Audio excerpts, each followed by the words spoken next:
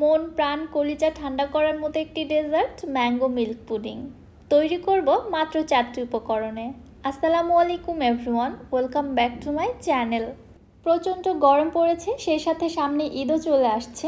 ঈদে যদি আপনারা ঠান্ডা ঠান্ডা কিছু ডেজার্ট তৈরি করতে চান তাহলে এই ম্যাঙ্গো মিল্ক পুডিংটা তৈরি করতে পারেন। তৈরি করা খুবই সহজ এবং খেতে ভীষণই মজা। চলুন তাহলে রেসিপিটি দেখে নিই। বিসমিল্লাহ। ফার্স্টে আমি এখানে একটি পাকা আম নিয়েছি। আমটাকে আমি ছোট ছোট টুকরো করে কেটে নিচ্ছি। আমি আমার সুবিধা মতো কেটে নিচ্ছি, আপনারা আপনাদের সুবিধা মতো কেটে নেবেন।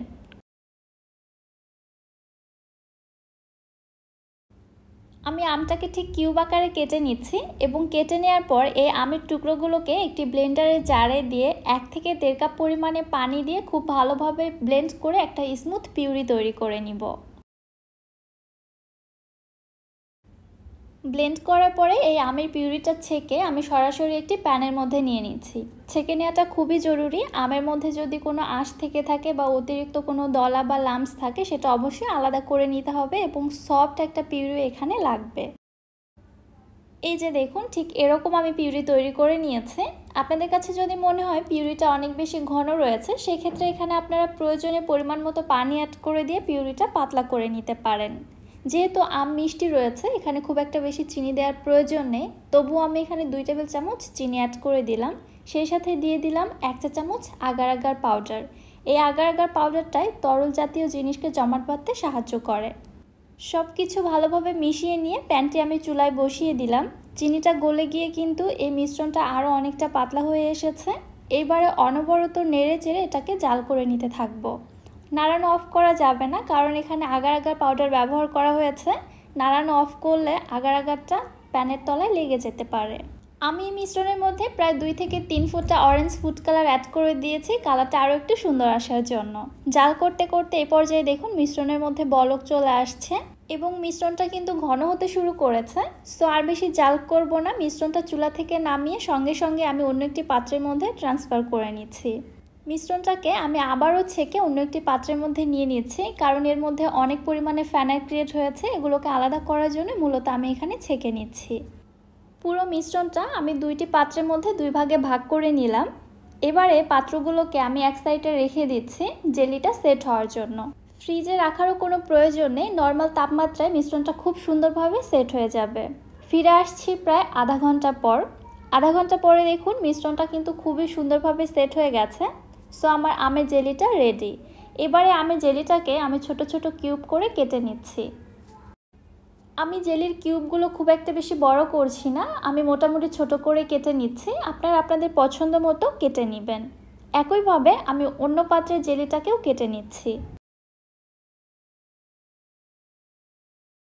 দেখতেই পাচ্ছেন কত সুন্দর ম্যাঙ্গো জেলি তৈরি হয়ে গেছে, দেখতে কিন্তু খুবই লোভনীয় লাগছে। এই জেলিগুলো এ পর্যায়েও এমনি থেকেই খেয়ে নেওয়া যায়, খুবই মজা লাগে খেতে। এইবারে আমি যে মোল্ডের মধ্যে পুডিংটাকে সেট করব, ওই মোল্ডের মধ্যে ম্যাঙ্গো জেলিটাকে নিয়ে নিচ্ছি। আপনারা আপনাদের ইচ্ছে মতো মোল্ড এখানে ব্যবহার করতে পারেন, যে কোনো শেফের। ইনফ্যাক্ট আপনারা মোল্ড ছাড়া বাটিতেও কিন্তু পুডিংটা সেট করতে পারবেন। মোল্ডটিকে আমি এক সাইডে রেখে দিচ্ছি, চলে যাচ্ছি চুলাতে। একটি প্যানের মধ্যে নিয়ে নিচ্ছি 3 কাপ লিকুইড দুধ। সেই সাথে দিয়ে দিচ্ছি 1 টেবিল চামচ আগার আগার পাউডার এবং হাফ কাপ চিনি। চিনিটা আপনারা এখানে আপনাদের টেস্ট অনুযায়ী ব্যবহার করতে পারবেন। চুলাটা কিন্তু এখনও আমি জ্বালিয়ে দিইনি, চুলাটা অফ আছে। সব কিছু ভালোভাবে মিশিয়ে নেওয়ার পরে তারপরে চুলাটাকে আমি অন করে দিচ্ছি। এবারে অনবরত নেড়ে চেড়ে দুধের মধ্যে 2 থেকে 3টি বলক ওঠা পর্যন্ত জাল করে নিব।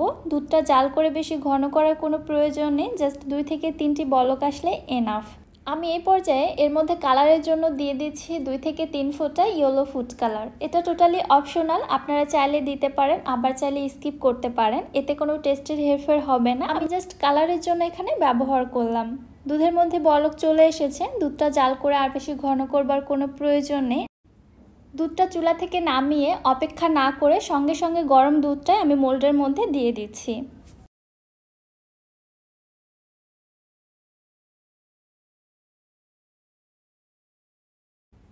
একটি স্প্যাচুলার সাহায্যে জেলোগুলো একটু উল্টে পাল্টে দিয়েছি, যেন নিচে পর্যন্ত দুধটা খুব ভালোভাবে পৌঁছাতে পারে।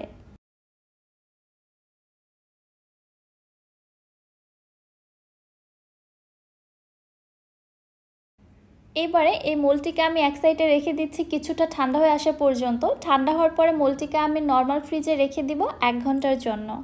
1 ঘন্টা পর ফ্রিজ থেকে বের করে আমি এটা আপনাদের মোল্ড আউট করে দেখাবো। সেই সাথে ডেজার্টটা অনেক বেশি ঠান্ডাও হবে, যার ফলে খেতে বেশি মজা লাগবে। ফিরে আসলাম প্রায় 1 থেকে 1.5 ঘন্টা পর। পুডিংটা কিন্তু খুব সুন্দরভাবে সেট হয়েছে। আমি এটা মোল্ড আউট করে নিচ্ছি। মোল্ড আউট করার আগে নাইফ দিয়ে আমি মোল্ডের 4 সাইড থেকে পুডিংটাকে ছাড়িয়ে নিচ্ছি, এতে করে খুবই সহজেই মোল্ড আউট করা যাবে। মাশাআল্লাহ, দেখতেই পারছেন পুডিংটা কত বেশি সুন্দরভাবে জমেছে এবং দেখতে কত বেশি লোভনীয় হয়েছে। আমি কিছু সুগার বল দিয়ে উপরটা একটু ডেকোরেশন করে নিয়েছি, এতে করে পুডিংটা দেখতে আরও বেশি লোভনীয় লাগবে। মাশাআল্লাহ, দেখে কত লোভনীয় লাগছে তাই না? এবার তাহলে আপনাদের পুডিংটা কেটে দেখাই। দেখতেই পারছেন পুডিংটা যেমন সুন্দর জমেছে, দেখতেও তেমনই লোভনীয় হয়েছে। এইভাবে আপনারা পুডিংটা যার সামনেই সার্ভ করবেন সে তো পুরাই খুশি হয়ে যাবে। সামনে যেহেতু ঈদ চলে আসছে, ভিন্ন কিছু ডেজার্ট ট্রাই করতে চাইলে এটা অবশ্যই বানাবেন, দেখবেন সবাই অনেক বেশি পছন্দ করবে। রেসিপিটা আপনাদের কাছে কেমন লাগলো অবশ্যই আমাকে কমেন্ট করে জানাবেন। ভিডিও ভালো লাগলে চ্যানেলটি সাবস্ক্রাইব করে দিবেন, আর যারা ফেসবুক পেজ থেকে দেখছেন পেজটিতে লাইক অথবা ফলো দিয়ে দিবেন। আজকের মতো বিদায় নিচ্ছি। আল্লাহ হাফেজ।